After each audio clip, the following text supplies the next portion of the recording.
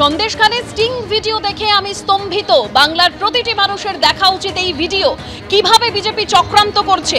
এভাবেই পোস্ট করেছেন সাধারণ সম্পাদক অর্থাৎ তৃণমূলের সর্বভারতীয় সাধারণ সম্পাদক অভিষেক বন্দ্যোপাধ্যায়। তিনি আরও উল্লেখ করেছেন, সস্তা রাজনীতির জন্য বাংলাকে বদনাম করার চেষ্টা করছে বিজেপি। এই ঘৃণ্য কাজটি ক্ষমতার অপব্যবহারের ইতিহাসে সবথেকে বড় লজ্জা। পোস্ট অভিষেক বন্দ্যোপাধ্যায়ের।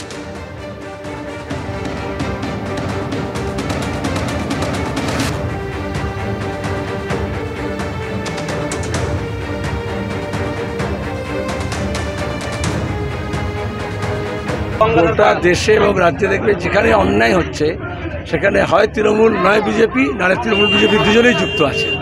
আর এখানে দাঁড়িয়ে আমরা মানুষকে দেখেছিলাম অন্যায়ের বিরুদ্ধে লড়তে।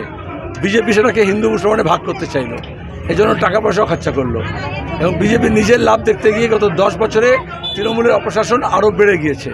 তা নাহলে এখন মমতা অভিষেক জেলে থাকতো। সামাজিক মাধ্যমে যিনি বলছেন যে স্টিং অপারেশনে শুভেন্দু অধিকারী নাকি টাকা দিয়ে গোটা ঘটনাটা সংস্কৃত ঘটেছে, কি বলবেন? দেখুন, এই বিষয়ে তদন্ত আমরা করছি, দেখি। এটা আমার মনে হয় না এরকম কোনো বিষয় আছে, বা তৃণমূল তাকে কোনোভাবে প্রলোভিত করেছে কিনা আমরা খোঁজ নিচ্ছি। বিরোধীরা একটা প্লট তৈরি করেছিল, কি হয়েছিল সেখানে জানা গেছে। এবার গোটা বিষয়টার তদন্ত করা উচিত বললেন সুজিত বসু। যারা বর্তমানে বিরোধী আছে তারা একটা প্লট তারা তৈরি করেছিল এবং কী কী সেখানে হয়েছিল সেটা তারা বলেছে। এটাকে ভালো করে এনকোয়ারি করা দেখা উচিত। আর যদি কেউ এই ধরনের ঘটনা করে সমাজকে প্রভাবিত করে, আমার মনে হয় সেটাকে শাস্তি পাওয়া উচিত তাদের। বিরোধীরা সন্দেশখালীর ঘটনাটাকে ইলেকশন অবধি জিয়ে রাখতে চাইছে, তার জন্য নানাভাবে তারা প্রভাবিত করছে। এবং একটা কথাই সবাই নেতারা বলছেন, যারাই সে প্রধানমন্ত্রী হোক, দেশের অন্যান্য মন্ত্রীরা সন্দেশখালী বলে মানুষকে এলাম। সন্দেশখালীর ঘটনাতে অনেক দেশে বড় বড় ঘটনা ঘটেছে, হাথরাসে ঘটনা ঘটেছে, মণিপুরে ঘটনা 1 বছর ধরে চলছে, সেগুলোর দিকে দৃষ্টিকেও দেখছে না। এইটা একটা ওদের বাংলাকে কুলসিত করতে চাইছে, বাংলাকে খারাপ করতে চাইছে, দিদির বাংলাটাকে নষ্ট করতে চাইছে। কি লেভেলের কাজ করেছে, রেপ হয় নাই, তাকে রেপে কনভার্ট করিয়ে দিয়েছে। চিন্তা করো, ধরো আজকে তোমার বাড়ির মিসেসকে, আমার মিসেসকে করাতে পারতো, আমরা বড় হয়ে করাতে পারবো না। দাদা সেখানে বাইরের লোক হয়ে তাদেরকে দিয়ে এটা করি চলে, টিএমসির লোক তাদের করিয়েছেন। আপনারা কিভাবে ওদের বেরোচ্ছে কিভাবে করতেন এটা বলেন দেখি। না, আমাদের নির্দেশ ছিল, সুরেন্দ্র হেল্প করেছিল সেদিক দিয়ে।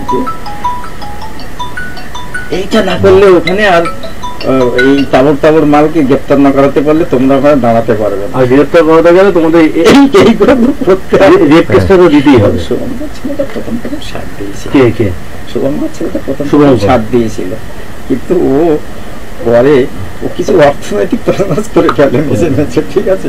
সেই জায়গা থেকে ও কিন্তু একটু হটে গেল। এমনি শুভেন্দুদা এই জিনিসটা কি কন্ট্রোল করতো? কন্ট্রোল করতো করার জন্য পিও ওরা এসেছিল। পিএ হচ্ছে পীযূষ নাকি আছে, পীযূষ এই জায়গাটা জীবনে আসে না, ও শুভঙ্করের হাত ধরে ঘুরে বেড়ায়। আমাকে খুব একটা গুরুত্ব দেয় না বলে আমি ওকে গুরুত্ব দেই না, ঠিক আছে?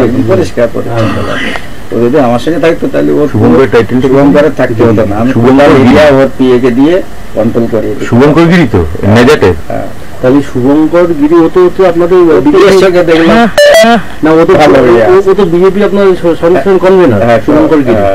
তাহলে ওই এদেরকে বেরোজ করতো না, আমাকে দিয়ে বলতো যে এইটা করতে হবে, ওইটা করতে হবে। আপনারা কি বেরোজ কিভাবে করতে? হ্যাঁ, ওই তো যে কমপ্লেন গুলো এইভাবে করো আর আপনি সেটা করেই দেন, ঠিক আছে? ওরা যেটা বলতো আমি করিয়ে দিই। আপনি মেয়েদেরকে, একটা মেয়ে যখন লিখতো যে আমাকে রেপ করেছে, মানে যেটা হয়নি তাও সেটা লিখছে, তো সেক্ষেত্রে তো ওরা তো প্রথমে তো না বলতো তো আপনাকে। না বলেনি, ওরা যেটা বলেছি সেটা শুনেছি। মোটামুটি যে আপনাদের এই আন্দোলনকে ধরে রাখতে দিলে ওদেরকে গ্রেফতার না করা পর্যন্ত কিন্তু আপনাদের এই আন্দোলন সাকসেস হবে না। পরবর্তী দিনে এদের গ্রেফতার না করলে এখানে আপনাদের টিকতে দেবে না, বুলেটের আঘাতে আপনাদের শেষ করে দেবে। আর তাই করে দিত।